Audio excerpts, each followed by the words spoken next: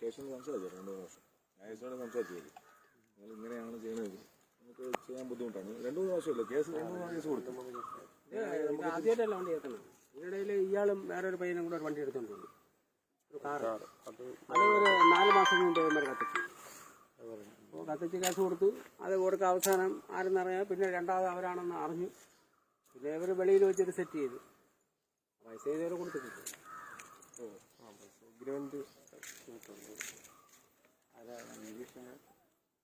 അവര് നേരിട്ട് തന്നെ അവരുടെ ബന്ധുക്കളും എല്ലാം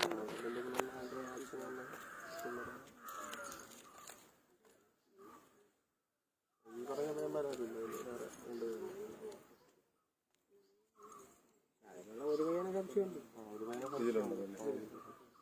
കുഴപ്പക്കാരനാണ്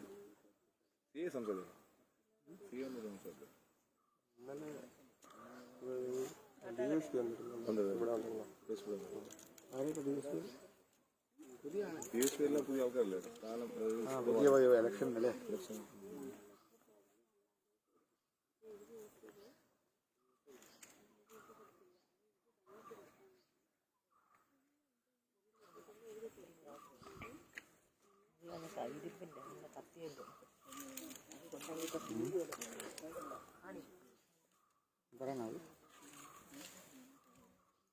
ഒരു 10-12 അതായത് നേരത്തെ അതുവരെ ഉണ്ട് റോഡ് ഇവിടെ ഈ പാറ ആയതുകൊണ്ടാണ്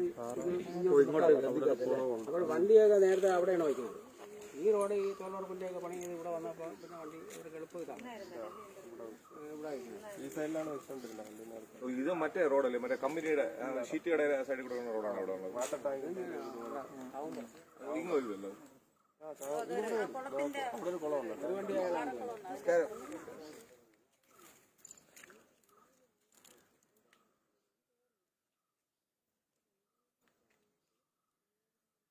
ഇത് മറ്റേ സംഭവം നടന്നിട്ട് 4 വർഷം 6 വർഷം മുമ്പ് മേളിൽ വേറൊരു വണ്ടി വേറൊരു ബൈക്ക് നിർത്തി 6 വർഷം മുമ്പ് അത് 6 വർഷത്തിൽ കൂടുതൽ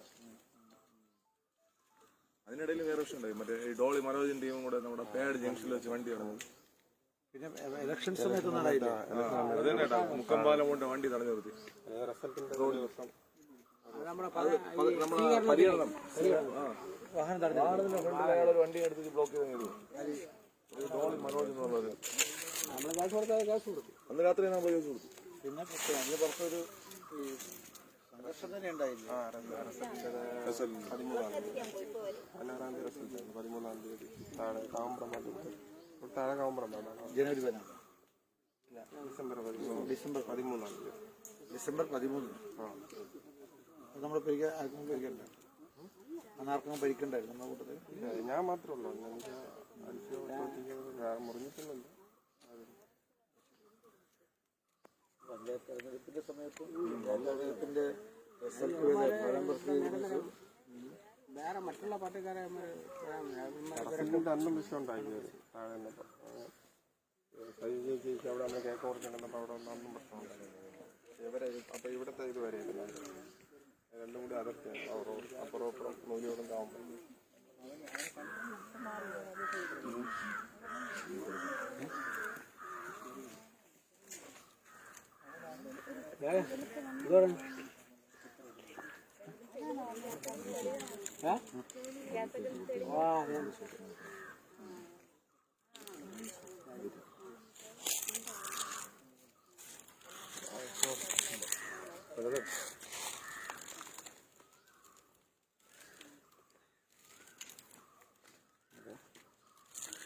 കാട്ടാക്കട നിയമസഭാ നിയോജക മണ്ഡലത്തിലെ വളപ്പിൽ പഞ്ചായത്ത് നൂലിയോട് എന്ന സ്ഥലത്ത് മാർക്സിസ്റ്റ് പാർട്ടി BJP പ്രവർത്തകർക്കെതിരെ നിരന്തരമായ അക്രമ പരമ്പരകൾ നടത്തിക്കൊണ്ടിരിക്കുകയാണ്. ഇതിന്റെ ഭാഗമായിട്ടാണ് യുവമോർച്ചയുടെ പഞ്ചായത്ത് കമ്മിറ്റി അംഗം ബാലചന്ദ്രന്റെ ഇരുചക്ര വാഹനം മോട്ടോർ സൈക്കിൾ കഴിഞ്ഞ ദിവസം രാത്രി അഗ്നിക്കിരയാക്കിയത്.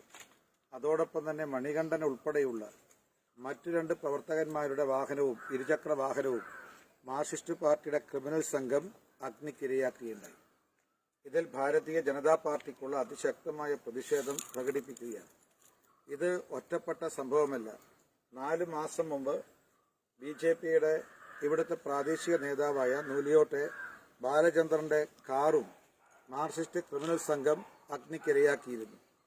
പക്ഷേ അതിനെതിരെ പരാതി കൊടുത്തിട്ടും പോലീസ് ഒരു നടപടിയും കൈക്കൊണ്ടിട്ടില്ല.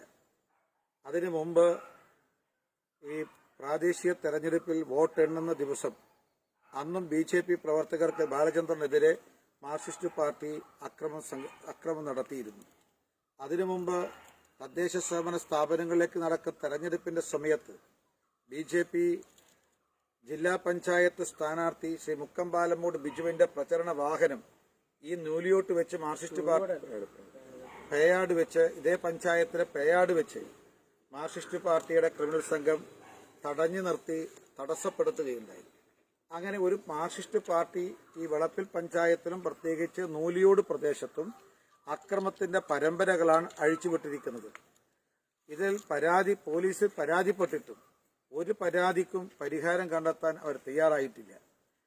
ഇതിനു മുൻപ് നടന്നിട്ടുള്ള ഈ കാറ് കത്തിച്ച സംഭവത്തിലും അതേപോലെ തന്നെ BJPയുടെ ഈ പ്രാദേശിക നേതാവായ ബാലചന്ദ്രനെതിരെ നടന്ന അക്രമ കേസിലും തൊട്ടു മുമ്പ് BJP സ്ഥാനാർത്ഥിയുടെ പ്രചരണ വാഹനം തടഞ്ഞു നിർത്തിയ കേസിലും ഒരാളെപ്പോലും അറസ്റ്റ് ചെയ്യാനോ നിയമത്തിന് മുന്നിൽ കൊണ്ടുവരാനോ സാധിച്ചിട്ടില്ല.